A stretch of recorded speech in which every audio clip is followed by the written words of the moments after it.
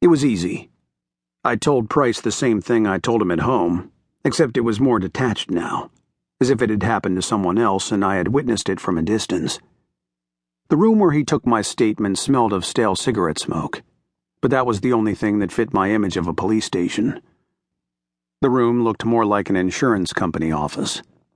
I had seen too many damn television shows and movies, expected dust, cobwebs, empty coffee cups, half-eaten pizza, and too much light.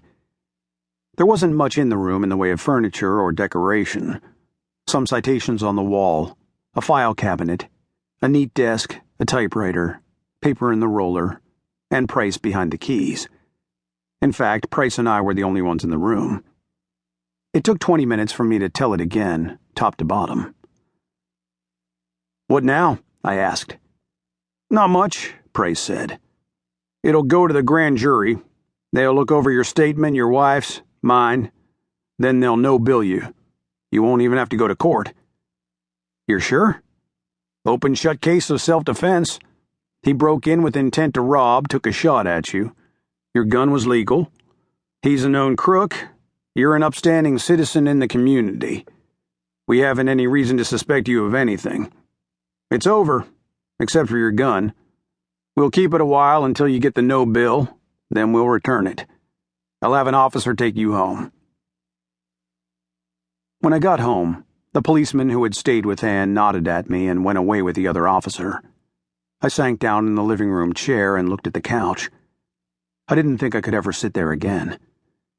I determined that tomorrow I would have it carried off and buy a new one. I wanted to get rid of that bloodied landscape, too, and have the wall repainted. Christ, I felt like moving, and would have if I could have afforded it. Anne sat on the edge of the chair and put her arm around me. "You okay?" "Okay as I get. Go to bed, honey. I'll come along." "I'm going to clean up a little, before Jordan gets up." It occurred to me what she meant. The wall, couch, and painting. She just couldn't put it into words. "Is it all right if we do?" I asked. "Evidence and all. Won't the police mind?" "The officer told me any time we wanted to clean up to go ahead. They've taken the photographs, done all they intend to do." "I'll help." We got a plastic bucket of warm soapy water and rubbed the couch down, threw the painting away, and wiped the wall as clean as we could get it. The couch was ruined. The blood had soaked into it, turning it dark in spots, giving the room a faint odor to remind us of what had happened. We cleaned up the carpet and put baking soda down to get rid of the smell of vomit, and it helped a little. When we were finished, I poured the soapy water into the kitchen sink, watched it swirl darkly down the drain, tossed away the rags we'd used, and sprayed some air freshener about. I don't know why, but the freshener struck me as funny in a grim kind of way. I kept imagining a commercial for air freshener where the announcer was saying how it covered up not only the odor of fish and onions, but blood, brains, and vomit as well. Anne showered and I washed up in the bathroom sink, feeling like Lady Macbeth struggling with her damn spot, even though there wasn't a drop of blood on me. Death in reality certainly wasn't like television death. It was nasty and it smelled and it clung to you like a bad disease. Self-defense or not, I didn't feel like Dirty Harry. I just felt bad. Worse than I had ever felt in my life. "Let's go to bed," Anne said.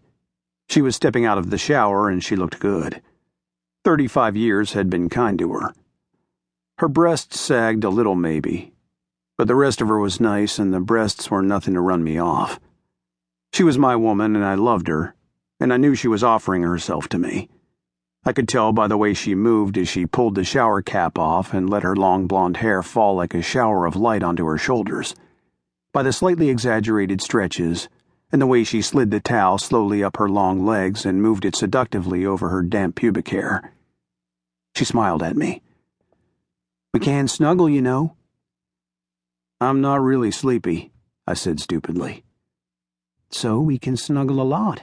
Sleep later." "We can try that," I said. "Go ahead, and I'll be to bed in a moment."